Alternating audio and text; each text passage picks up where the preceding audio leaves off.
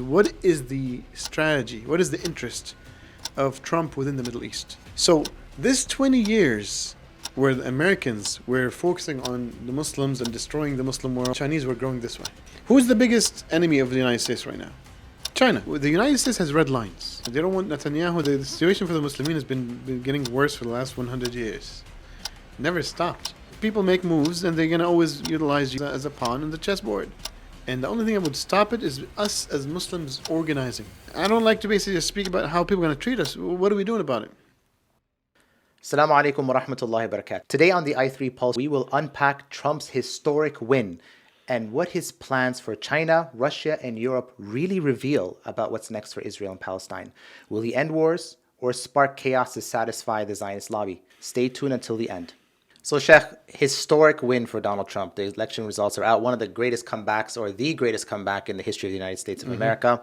And Kamala Harris, resounding loss. Now the Democrats are blaming Arabs, blaming Muslims for flipping on the Democratic Party. I want to ask you, what's your analysis on what happened? What truly led to her loss? If the Muslims actually led to this, alhamdulillah, good. The Muslim voters wanted to punish the Democratic Party, and they did. So they deserve it. Like the 1 year of genocide, alhamdulillah, rabbil alamin, alhamdulillah. But, there's 5 million voters between Kamala and Donald Trump, and 70 seats. So that huge difference is not going to be just by the Muslims, really. There's Muslims and there's Hispanic. They attacked, also attacked the Hispanic vote. The Hispanic vote and the Muslim vote and many different other votes, basically, that really rallied behind Trump, or maybe some of them gave their votes to Jill Stein. Sadly, she didn't get too much votes. Really, like I think there's 600 something votes in the whole United States. So no, I don't think basically. I think the Muslims maybe had something to do with it, but they cannot be the only reason they lost, really. So what was the reason that you would say that she lost? Because I saw on CNN there was a chart when they were showing a map, interactive map, and they said, let's show all the counties or the areas where Kamala outperformed Joe Biden. Literally nothing? Literally nothing. Literally not one county? By 3% or more. And the whole thing, the color left the entire country, and they're like, not even one. Yeah. So what led to this resounding defeat? I would say the economy is number one. Definitely, the war in Ukraine, the war in Palestine might have affected some, but I wouldn't say the effect is big. I think the economy is number one, I would say.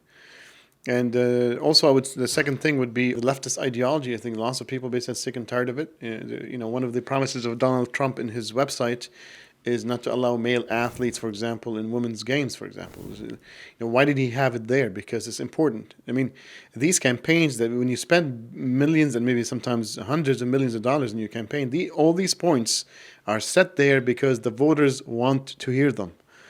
Seal the border was his first, point. You don't allow males in women's competition. That's there for a reason. Why? Because at the end of the day, people in America are sick and tired of these. Another point, the whole gender ideology and so forth, and stuff in the libraries, in the books and libraries and schools. Yeah. He has that as a point. So when the Trump campaign sets that on their website, there's an audience for that. So there's many reasons, really. I would say politics might be a minor thing, but the Muslims, alhamdulillah, what's beautiful about it is that they rallied, they punished a party for the first time, and at the end of the day, is Trump going to save Gaza? Might not, which is why we said either don't vote or vote green, which will punish the Democrats without necessarily rewarding Trump. I think this is a truthful statement, which is why basically he's gathering. Lots of people are behind him. Like he's very influential. Like the promises that he's making are a big deal, right? So you mentioned Trump.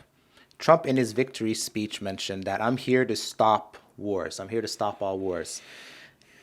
Is he now, could we say that he is a lesser of two evils regarding Palestine, or would he become worse? His policies become even worse? Yeah, so this is a beautiful question. Look, Muslims need to understand the geopolitics to understand these statements.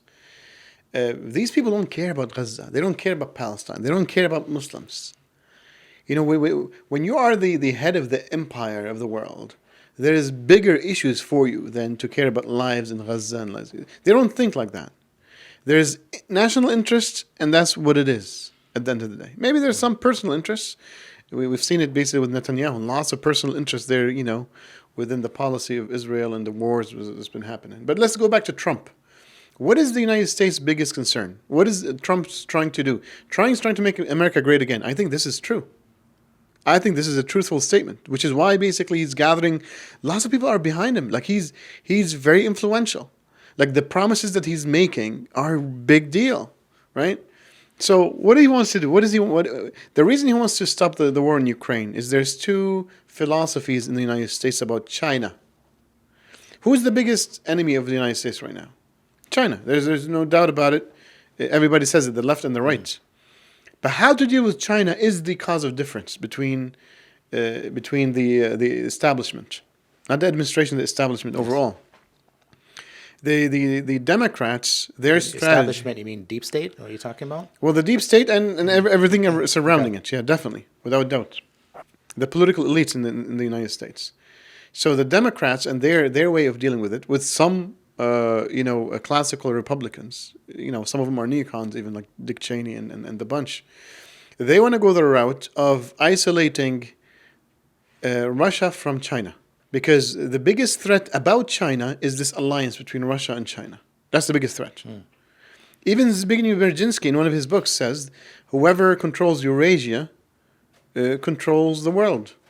So when you have China, which is really like dominating, let's say, the southern Asian continent, and you have Russia extending from the northern Asian into Europe, this is a big disaster for the from the American empire perspective, American strategy. During the Cold War, the way that the United States have been able to defeat the Communist Pact is to divide China from the Russians, right? Nixon sent Kissinger, and Kissinger brought China away. They created a schism or a division between the Chinese and the Russians. Basically built China. They built China, but the first thing before building China, they isolated China from the Russians. So they had a big carrot for China, telling, look, we can build you into an empire, a huge economy. And they sold it. They're like, look, screw the Soviet Union, we'll come within the United States. So this was the main way that the Americans defeated the Communist Pact, right? So right now, both the Russians and the Chinese understand the American game. The Americans, until this moment right now, they're trying to split those. There's two philosophies about splitting China from Russia from China. One, by weakening it, by literally smashing Russia first. Smashing Russia first is a democratic plan. It's like the whole Ukraine, all that stuff. That's why Biden created the Ukraine war. Like the Americans actually created the Ukraine war, whether people like it or not. This is the truth. They created it for the purpose of weakening Europe after stripping Britain out of the EU, and also basically creating some friction between Germany and France, cutting the relationship between Russia and Germany. So how does it weaken Europe? Because I can easily see how this is war, and the spending and the economy and the instability and all that, all of it put together. Like having a war in Europe didn't happen for a long time. The only exception was basically the war against Yugoslavia, right? So the war in the Balkans, created. But aside from that, since World War II, things were stable. Post World War II, right? So now you have a war inside the European continent, and the Russians are becoming more aggressive. The Europeans were dependent upon lots of Russian energy. So now, when Europe is not dependent on Russian energy, who are they dependent upon? America. Yeah. You see what I'm saying? Because the Americans control the Middle East. There's energy resources in North America, and there's energy resources in the Middle East. So the Americans basically now have a chokehold on Europe. So there's a million things to discuss, but let's try to isolate. So there's two strategies, as I said, from the American perspective to split this Chinese-Russian pact. The Democrats wants to weaken Russia first and deal with China later. The the Trump philosophy is to appease the Russians a little bit, try to pull the Russians toward them, and maybe weakening them basically within economic means, and then target the Chinese. So these are the two philosophies, which is why, and if you look at them, they're a little bit different. But at the end of the day, they will not. Both administrations will never basically try to, reverse the successes or the policies of the prior administration, and that's why Biden continued with whatever Trump did from 2017 till 2021, right? So does that mean then that because Trump is not, he wants to kind of pull Russia in a little bit and then focus on China, that's his main focus, that's why he's saying he wants to stop wars, because he wants to end that peace, because that's not in his strategic benefit. But what does that mean? Is he trying to fight, if he's trying to hit China, what is it? He's going to start a war with China? Is he going to start something? What is he going to do then? What did Trump do in the Middle East? What was the biggest thing? Well, the Abraham Accords. Some of the stuff that Trump does, for example, this whole issue of embassy in Jerusalem, this is to appease his donors in the United States. What was the change? Nothing. You see what I'm saying? It appeases the Zionists. He got $100 million, I think, for it. Was it $100 million? $100 million for it. Yes, Miriam Adelson, whose husband was president. Now they're giving him hundreds of millions. Yep. They give him another 150 million, I think, if I'm not mistaken. So they're getting another for another thing. So these little, remember the first question you asked me, you need to understand, these are little pawns, the smallest pawns in the chessboard. So if he moves these little things, they don't care. Like right now, they want the West Bank. What the Zionists, the reason basically Adelson gave him another 100 million is to make the West Bank part of Israel. Right? This is what the Israelis want. This is what Netanyahu wants. This is what the Israeli government and the Israeli population want, is to take Gaza and take the West Bank and ethnically cleanse these areas and do a transfer from Gaza into Egypt and from the West Bank into Jordan. They're very public about it. There's no analysis here. This is what they're saying every single day. You see what I'm saying? And from an American administration, they don't care. Like if this is going to get him the money to be able to support his campaigns, or the support of the Zionist establishment within the United States and the AIPAC and the bankers and the fund, he'll do it. Who cares? Like what is the West Bank for in his mind? Nothing. He has that's how he started the question. The biggest issue here is China. For all the American strategists and politicians and geostrategists, the biggest issue for the next at least 20 years, if not more, is the Chinese threat. And if they don't move quickly, China will become big and big and big. And let me tell you one thing here that's important. See how Allah subhanahu wa ta'ala really defeats empires.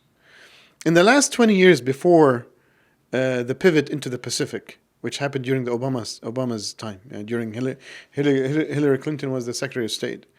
Look at the 20 years before that. Let's say 1996 to 2016. Right? That 20 years, the Americans made the biggest monster, to the American people, Islam. Yep. That's when Hollywood started pumping movies. I still remember, I always speak about it to some of my students, is the first anti-Arab, anti-Muslim movie in Hollywood, if I'm not mistaken, was The Siege. Right? That was, I think it was 1996, if I'm not mistaken. So this 20 years where the Americans were focusing on the Muslims and destroying the Muslim world, and Condoleezza Rice with the neocons talking about redrawing the Middle East and constructive chaos, if you remember some of that, the Chinese were growing this way. Oh, huge growth. The problem of the United States with China today is because the Americans focused on oppressing the Muslim world, and now they have a huge ballooned China. Not just economically, technologically, militarily, everything. You know what I'm saying? So even politically, and the Chinese were way bigger. This 20 years, China grew by folds and folds and folds. So now they need to deal with the Chinese. You see what I'm saying? The Russians also grew a lot. If you compare Russia post Cold War and Russia now, right? Definitely Russia is way more healthier. I mean, Russia is weak from an economic perspective in general, but it's an energy superpower. It's a military superpower. It has the biggest number of nuclear weapons in the whole planet. Sure, it might have certain weaknesses as a country, but it's still one of the great powers in the world. So those two countries grew tremendously, from the 90s until today. Why? Because the United States was busy with the Muslims. You see what I'm saying? This is a must to be understood by everybody. Yeah. So before they were the red threat, right, with the communists, specifically with the Soviet Union, that basically went down. And then they got China closer to them. Then they focused on the Muslim threat in the Middle East. They've been dealing with that for decades. And then now China became a big monster. Yeah.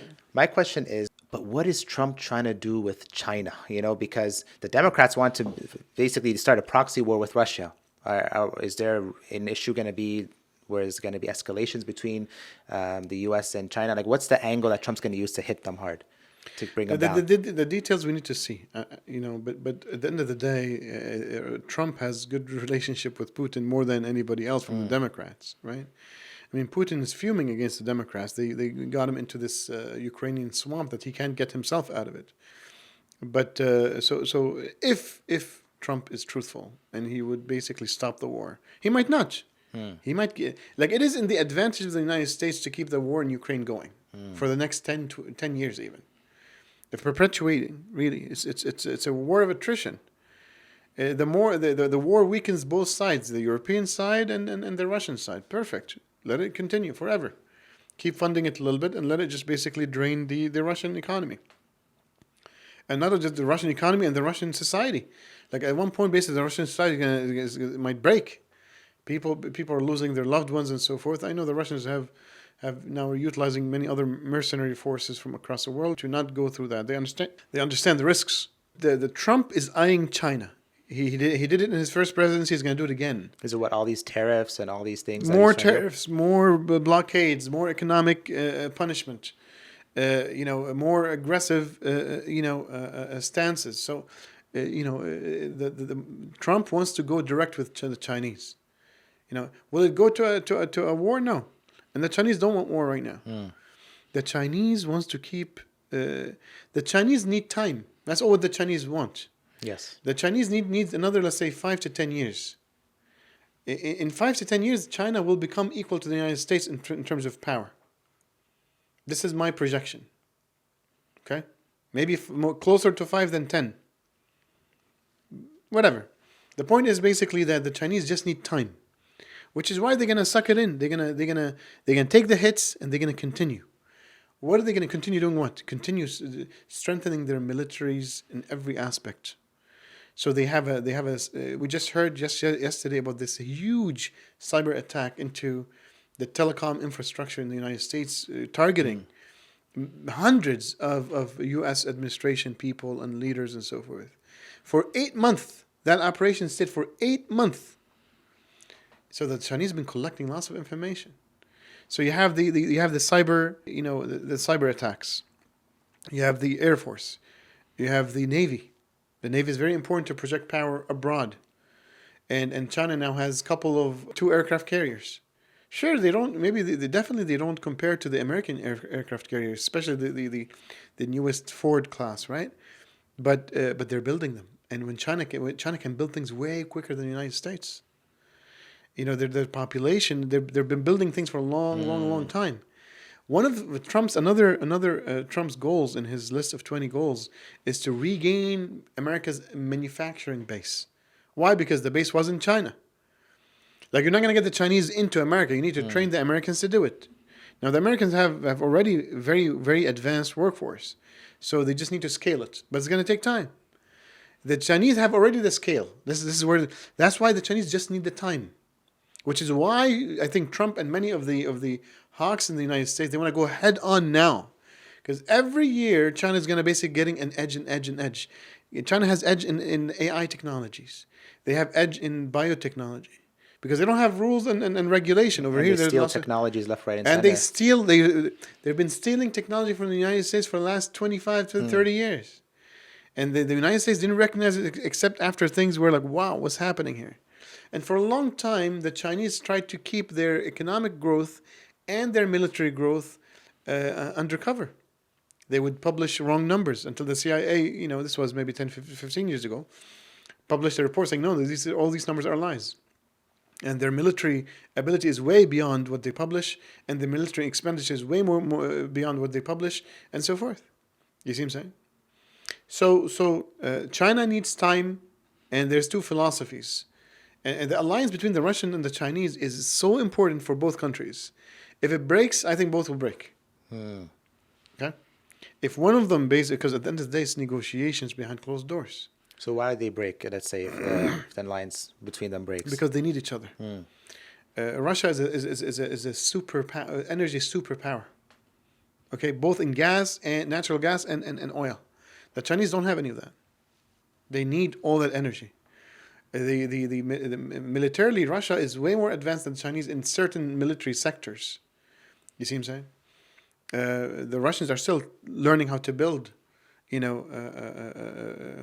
fighter jets and aircraft carriers. So China is more advanced than the Russian in terms of the military capabilities. No. I'm saying that the Russians are more advanced in certain things. I mean, most of the Chinese weapons came from Russia. I mean, the first aircraft carrier that the Chinese built were from where? From Ukraine. They had to make like an undercover operation with a fake businessman that went to the Ukrainians, because the Ukrainian was not supposed to sell this aircraft carrier to anybody, to the Chinese at least. Sorry. So there's a businessman that went and said, "Look, I'm going to make it into a cruise ship." So you know what I'm saying. So they bought it from Ukraine, and then the government renovated it into a real aircraft carrier. So the Chinese, for them to learn quickly, they're not going to go and start doing everything from scratch. They're gonna steal technology from France, from Russia, from the States, from everywhere. You see what I'm saying? So the Russians definitely have the energy resources that the Chinese need, and they also have lots of military capacity also that could, combined with the Chinese, strengthen the pact. Like each one country on its own cannot face the United States, especially now. Together, it's better. You see what I'm saying? So gives a high-level picture about the differing strategy between the Trump and Biden administrations when it comes to China and Russia. Now, going to the Middle East. Netanyahu celebrated Trump's victory, calling it a historic return to the White House, and a powerful recommitment to the great alliance between Israel and America. Yeah. At the same time, he did something while everyone's attention was focused on the elections. He fired his defense minister, Yoav Gallant, at the same time, which now there's riots and all these things. They're threatening preemptive strike on Iran. Trump is mentioning Iran might assassinate me. He was mentioning this from before. And the fact that Trump recognized annexed land of the Golan Heights. Do we see a preparation for escalation within the Middle East? Because although you mentioned that he wants to kind of just stop all wars, but certain things are happening that seem to the viewer might indicate opposite. Look, let me tell you something. At the end of the day, we said it many times on this episode, people need to learn this. The foreign policy of the United States does not change with presidents. And Israel is dependent upon the United States, and there's a conflict of interest about certain subjects. They're allies forever, right? But they are a contentious issue. Netanyahu and his government, this right-wing government in Israel, their ambition of expansion is not in the interest of the United States, and the United States, whether they're Republicans or the Democrats, whether Trump or Biden, will never allow that. This is how it works. Okay? Now, would Trump allow them to take the West Bank and Gaza? Maybe. Now, these are the little negotiations. And that's what I'm saying. You need to understand there are little negotiations. The Muslims, we care so much about the people on the ground, right? Because they're our families and so forth. There's men and women and civilians and children and so forth. The lives matter. But in politics, sadly, especially in geopolitics, it doesn't matter. It's just interest. So, but the United States has red lines. Okay, there's a peace between Jordan and Israel. They want that to be kept. Egypt and Israel, they want it to be kept. There's also the UN Resolution 1701 between Lebanon and Israel. They want that to be kept. The Golan Heights, whatever. Trump will give him the Golan Heights, take it, and just basically make another line. When Syria is a failed state, so right now they could give him the Golan Heights, and afterwards they can build a Syria with a different border. Right? That's it. They'll accept it. Especially the Assad regime will accept it right now. They'll give him half Syria. Just keep me in power. What is the strategy? What is the interest of Trump within the Middle East? The interest, again, is China. Again, is China. Everything revolves around China. Okay? Whether the U.S.-Russian relationship, the U.S.-EU relationship, the U.S.-Britain-UK relationship, and the U.S.-Middle East relationship. That's how it works. What does Trump want? Well, what did he start to do in his first presidency? That's why I said the Abraham Accord is the most important thing. Is to create to defeat China. You wanna choke China economically. So China was building their Silk Road project, right? All over the world, trying to basically dominate world trade to become the kingdom that produces stuff for Earth, right? The Americans said, okay, we're not going to buy your products anymore. And they're going to put many laws to block. Sanctions. They put sanctions to block many European countries and companies from dealing with China in specific products and specific. They can't do the whole thing because it'll hurt everybody. So they put certain products, certain sectors under a blacklist, and they sanction it. So it also basically it chokes China. And then now they're trying to rebuild another economic cheap labor, slave labor in Southeast Asia, mainly through India. So India is going to become now, it's going to replace China. And then they're building their own Silk Road through the UAE, Saudi Arabia, Jordan, and Israel. So for that economic line to happen, this line has to be peaceful. So the Israelis are telling them, look, for you guys to get this, we need to expand. We need we need certain things in return.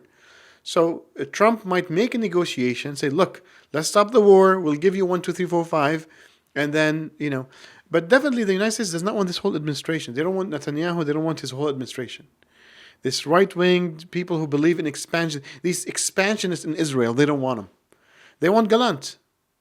Gallant was the boy that goes to Washington, D.C. instead of Netanyahu. He even said that the reasons, Netanyahu said it was because I can't trust him. That's why he fired him. And then Gallant actually said, no, it's because we disagreed on 3 things. One of them being that Israel will have to pay a price to take back its hostages, accept the hostages, and accept the deal. It won't be pretty, but something Israel can take. And Netanyahu does not want that at all. Yeah, I mean, these Netanyahu and his government are the real nationalists, right? Gallant is more of like a proxy for the United States, but at the end of the day, the United States, will use this pressure right now after the elections are done. The question: will Biden force his hand to create a victory, at least in the Middle East? So when he leaves with an accomplishment. He might, so he can have a legacy. Yeah. Right now, basically, I think Netanyahu is in trouble right now. Look, Israel right now is so in need of the United States. It actually needed their air defense. Their Iron Dome is not working enough, at least against the Iranians. So they had to get the THAAD systems installed, THAAD batteries, basically. With Americans are there to operate it. Sorry. So what does that mean? That means they're not going to sell it to them. It's under American control. If they basically stop it, they stop it.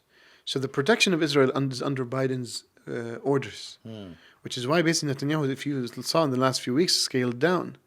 If Iran wages a huge operation against Israel, because the last operation, in my analysis, was basically those warheads were very small, smaller than what they could have done, right? So it was just more of a message. Again, all what Iran have done is to send a message that we could hurt you by the United States orders. And this is what people don't like. People don't like it. At the end of the day, the Iranians and the United States are on the same page. In this case, a little bit more way more, not a little bit more, than the U.S. Israelis. Now, definitely, it's not like because the U.S. loves Iran. The U.S. could basically destroy Iran overnight. And it might get to that point at one point in time, maybe. But Israel will never do that. The Israeli-U.S. relationship is forever. The U.S. and Iran relationship is as long as Iran can serve America's interests. You see what I'm saying? That's the difference between the two relationships. But in this specific political juncture, the Iranians and the Americans are closer to each other in terms of their interest than with the Netanyahu government. You see what I'm saying? But still, like the Netanyahu government could negotiate something with Trump where the nuclear program in Iran could be devastated, or sanctions could be slapped by Trump on Iran for Netanyahu to stop the war and stuff like that. You see what I'm saying? Like, at the end of the day, the United States will always sacrifice Iran and everything else except Israel because of the deep relationship between the two countries. Yeah, Trump at a rally was talking about how he doesn't want he wants prosperity for Iran and with the current regime. He said not a different regime, with the current regime. So it seems like maybe there might be something that he's going to broker to just get this thing to just Yeah, calm definitely. I down. mean, the Iranians were basically very like, look, the Iranians, all the Middle East works nicely with the United States. The ones that are actually creating the trouble is Israelis, the Netanyahu government.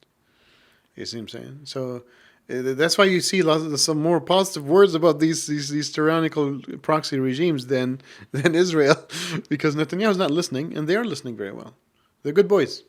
You mentioned it's easy for Trump if he's gonna basically sign away the West Bank and Gaza and let Israel take it, as long as he doesn't go, Israel doesn't expand into greater Israel into other defined territories.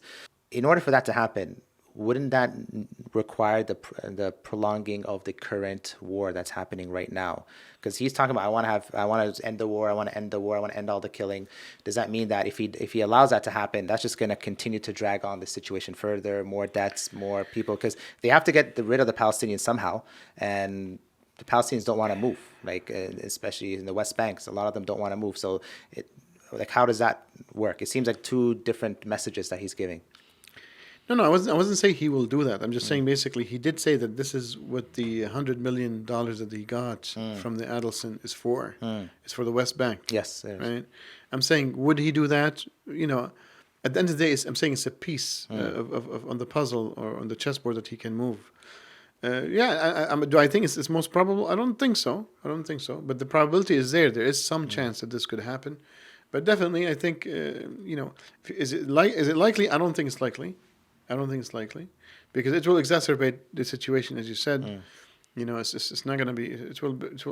If they want peace, if he wants the Abraham Accords to work well, that is not in the same strategy. There needs to be some optics of a win, where there is something existing where the Palestinians can live. If everything is gone, it just discredits. It put a spanner in all the Abraham Accords. Everything this past year, everything that's happening, just kind of just put everything on pause. Even the leaders who don't care for the Palestinians are okay, let's just kind of get something so I can look credible, and then I can continue the real normalization that's happening behind the scenes. Yeah. Interesting thing I came across, and I don't know, I didn't validate this news, but maybe you've heard about it. China brokering a deal between Hamas and the Palestinian Authority, some sort of representational government, some sort of thing going on. Is this true? And does this indicate now China's involvement in that region? And why would China try to involve itself there? How would America respond? Yeah, I mean, definitely. It is in the best interest of the Chinese to perpetuate the war in the Middle East and keep the United States busy. The more the United States is busy somewhere else, the more the Chinese can focus. As I told you, right now, people need to understand the fundamentals. China just wants time. That's it. Does not want confrontation. The more the United States can basically invest its resources and attention somewhere else, is better for China. You see what I'm saying? Would China start becoming a little bit more aggressive and start basically making political... They don't have that experience yet, but they can... the CIA didn't have the experience at one point in time, right? So can they start, creating troubles for the United States across the world, in Latin America, for example, in Africa, in many different areas to keep the Americans busy away from them? Maybe. Do they have the ability? I don't think so, but this is a step in that direction, where now they're going to basically, they're going to support certain political actors in the theaters where the Americans have interest and keep the Americans busy. That being said, the Israelis don't want Hamas and the PLO to come together. Why? Because it continues giving Israel a reason to expand and to they don't want, the Israelis do not want two-state solution. That's it. So if you unify Hamas with the PLO, and they're okay basically working together, and Hamas is open for that, and PLO is open for that, and this is what the Americans want, right? So it's against the Israelis, basically. This move is more of against Israeli. So you see, if we look at Trump 2024, Trump 2016, there are overlaps, but there are some differences, specifically around his rhetoric. In 2016, he was more antagonistic, more, as he said, raw, hardcore, and galvanizing these alt-right, which after his presidency got destroyed in Charlottesville, after the Capitol riots, also January 6th specifically, also got pretty much smashed. But now he's speaking more about unity. Especially, I've noticed this shift maybe after his attempted assassination. Now it's just unity, bringing people together. So is this assassination attempt, I want to get your thoughts on it. Was this a real assassination attempt, or a deep state plan? Is it real, staged? What do you think? Yeah, definitely. There's a good possibility. It is by the deep state, by the establishment and the CIA and so forth. This is definitely a possibility. And could it have been that warning that, look, we don't want this schism within the, if we're going to speak about United States politics, the schism between the alt-right and the left is so huge. It is the biggest risk in America from a socio-political perspective. So Trump, for him to win, he had to basically invest in the polarization. So maybe told him, look, if you want to stay in as a candidate, if you want to continue to be, you cannot continue this polarization. Speak to your popular base, but don't inflame that. We want to keep the United States united.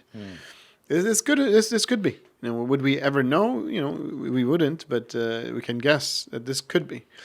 And if it's not, at the end of the day, he's part of the establishment. At the end of the day, the establishment has a schism within it. Like, what people need to understand, the Trump, either Trump is fully, in sync with the deep state, with the establishment, and so forth, or within the establishment, which is more probable, there's a schism, there's a division, there's a divide, right? There's the hawks and there's the classical old guard. And he came in with a new approach for world geopolitics that the majority are not fond of. So he had to rally people, he had to work hard and create a popular base for him that's not traditional Republican, right? These are the alt-right within the Republican base, and he's been able to, look, he had a great success. As we said, like over 70 million votes. This is a huge, 5 million difference in terms of voters in the United States for the Republicans. This is Historic. It's historic, years, right? Yeah, so it's a humongous win. No. Now he needs to unite America behind him. Now he's going to act like a real president. He's going to unify America, make America great for real, and that's from an American perspective. That's if this is true. We need to watch basically the schism between the establishment and the deep state in America. We need to understand, is this divide real, and how deep is it, and what's going to happen, because what now he has the Senate, he has the Congress, he has the House, and the Senate and the presidency. He's way more powerful than before. So is he going to punish his enemies? Like, how is he the way he's gonna carry himself in this term? I personally believe, and mark my words, is gonna impact America forever. And before we jump into how he's going to carry himself, because I have a very interesting question for you. I've been thinking about this, specifically around his campaign now and him changing a little bit more, moderating or becoming more mainstream, let's say.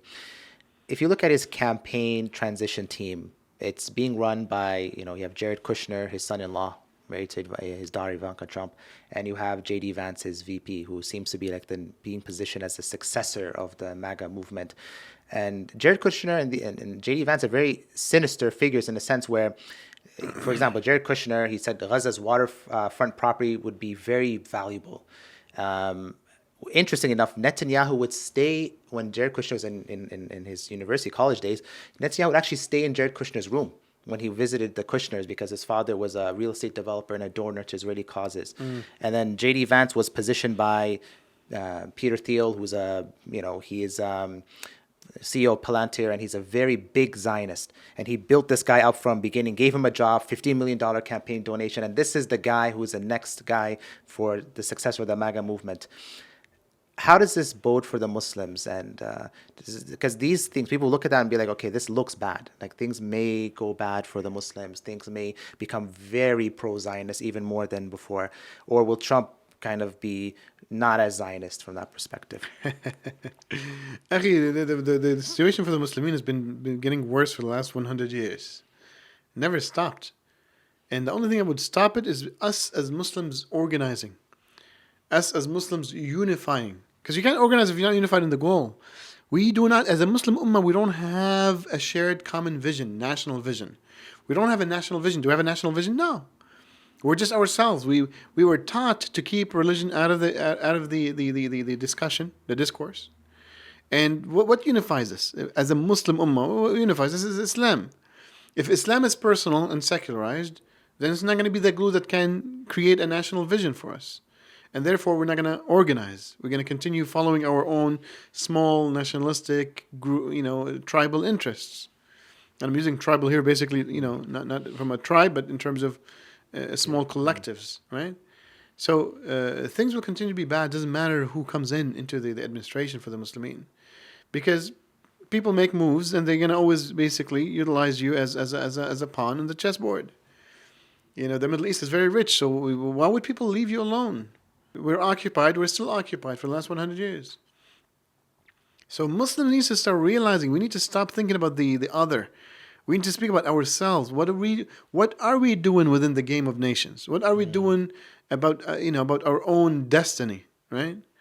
One of in the Charter of Human Rights in the United Nations, one of the rights for people is basically the right for self-determination, right? We don't care about that. I'm saying we as an ummah, we must have that. Like if the kuffar are speaking, they're saying every nation must have such a right. Bro, Islam tells you you're supposed to own your own destiny. Islam tells you you're supposed to be a unified nation. Islam tells you to be an independent nation from other nations, to have your own, political decisions and so forth. We don't. Why? Because Islam is just a religion.